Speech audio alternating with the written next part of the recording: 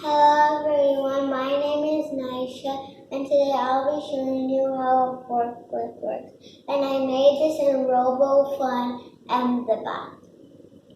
The things I have used for the forklift is a brick, wheels,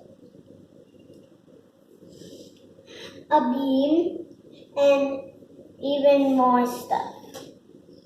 Let me show you a demo.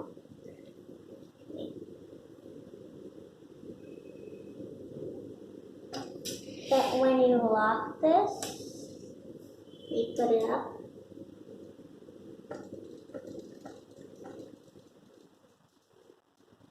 It can't go down because I locked it. But if you unlock it, it can go down. Thank you for watching.